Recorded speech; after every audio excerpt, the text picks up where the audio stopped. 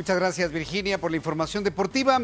Hablemos del Aeropuerto Internacional de Santa Lucía, en una base militar que se le ha complicado, como decimos de manera popular, se le está haciendo bolas el engrudo al presidente de la República porque ha tenido muchos conflictos. Primero, que no tiene estudios de impacto ambiental, ¿sí? Después se descubrió de que está muy cerca un cerro en donde quieren trazar las rutas de aproximación.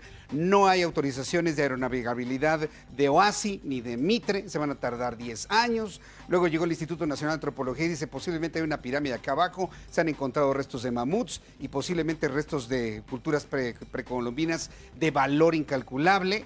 Y ahora, bueno, pues hay un colectivo que se llama No Más Derroche, que interpuso 147 amparos y eso provocaron ya una suspensión que ayer el presidente de la República decía que iba a respetar, aunque asegura que bueno, pues a finales de este mes ya le llegará el informe de impacto ambiental de su tan ansiado aeropuerto en sustitución a la terminal aérea de Texcoco. Está aquí con nosotros Gerardo Carrasco, él es integrante de este colectivo No Más Derroche, a quien me da mucho gusto saludar aquí en el estudio. Bienvenido. Muchas gracias. Gracias por estar Buenas aquí con tardes, nosotros. Jesús Bienvenido. Martín. Antes de empezar con el tema central, este colectivo, ¿cómo se formó y a quiénes pertenecen? ¿Ustedes quiénes son? A ver, platícanos, por favor. Somos un grupo de organizaciones de la sociedad civil, de despachos de abogados, de ciudadanos que de alguna u otra manera utilizan los servicios aéreos, pilotos aviadores, pobladores de Texcoco, pobladores de Santa Lucía. En fin, tenemos un interés común que es defender a México y defender los recursos públicos que se gasta por parte del gobierno, y este proyecto nos empezamos a platicarlo desde enero de este año. Ajá. Donde ya vimos que era un hecho la cancelación del aeropuerto de Texcoco y el proyecto alternativo de Santa Lucía. Hemos visto que la cancelación del aeropuerto de Texcoco ya ha costado al día de hoy cientos de miles de millones de pesos a los ciudadanos. No resuelve el problema de saturación de Benito Juárez, puesto que no se cuentan todavía con ningún tipo de estudio, tú lo mencionabas, técnico, financiero, económico, jurídico, es más, ni siquiera de ambiental, que es el punto de vista más importante por ahora, ¿no? Ahora, aquí lo que quisiera saber, ustedes se unieron en este grupo, son mexicanos que trabajan, pagan impuestos y que quieren que estos impuestos se destinen de una manera correcta. Pero ¿cuál es su interés fundamental? ¿El demostrar que técnicamente no es posible tener un aeropuerto internacional en Santa Lucía que opere de manera simultánea con el actual aeropuerto? ¿O tienen un interés particular en que se continúe con el aeropuerto internacional de Texcoco? Mira, el demostrar que no funciona Santa Lucía, un hecho negativo no se puede acreditar. Más bien el problema es que el gobierno no ha demostrado que Santa Lucía es viable en ningún sentido. El colectivo lo que busca es, por un lado, la reversión por parte del Poder Judicial de la cancelación del aeropuerto de Texcoco, y por otro lado, evidentemente, tiene que conllevar a la cancelación del proyecto de Santa Lucía. Es decir, se pretende que se reanuden las labores en Texcoco, sí es, y que se prohíba la construcción de Santa Lucía a falta de cualquier tipo de estudio serio. Y bueno, pues esto ya sería materia al fondo del asunto. Sin embargo, los juicios ya empezaron, son 147 juicios en trámite y ya obtuvimos una medida cautelar por parte de un tribunal colegiado. Antes de ir al asunto de la suspensión y estos 147 juicios de amparo ya promovidos, ahorita nos platicas de quién, entonces hay que entender que el objetivo de ustedes es demostrar que Santa Lucía no es viable y promover que se continúe con las obras de Texcoco, que entiendo va un 40% de construcción en ese lugar, ¿no? La gente, en números conservadores quizás se habla de un 31, 32%, en números más positivos se habla cerca del 40%.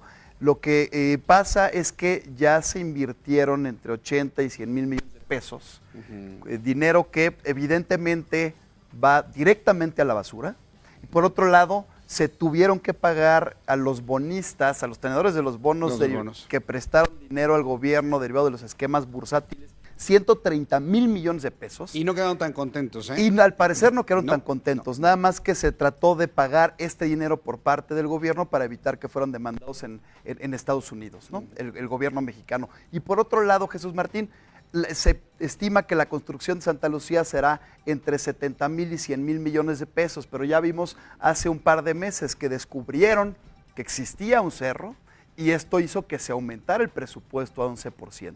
Si sumamos la cancelación del aeropuerto de Texcoco y todo lo que implicará la construcción de Santa Lucía y cualquier también obra terrestre para transportar a los pasajeros en conexión de Benito Juárez a Santa Lucía, pues vemos que evidentemente es mucho más caro Santa Lucía que el aeropuerto de Texcoco. 2 horas para llegar a Santa Lucía con las condiciones actuales. Así es. Si las mejoras, hora y media. Nosotros ya hemos ido varias veces y es por lo menos 1 hora de camino, bastantes litros de gasolina, hay que pagar casetas y el tráfico en esta ciudad no ayuda en lo absoluto. 147 amparos para redondar este día y terminar esta primera entrevista, porque quiero invitarte a otros momentos conforme vaya avanzando esto. 147 amparos promovidos y se pospone la decisión 2 semanas más, me decías, ¿no? Así es, lo que se nos otorgó fue una medida cautelar, decimos los abogados, es decir, se congelan las cosas, es decir, se prohíbe que se continúe la construcción de Santa Lucía hasta que se verifique en una audiencia por parte del juez de distrito cuestiones más de fondo respecto de la propia suspensión.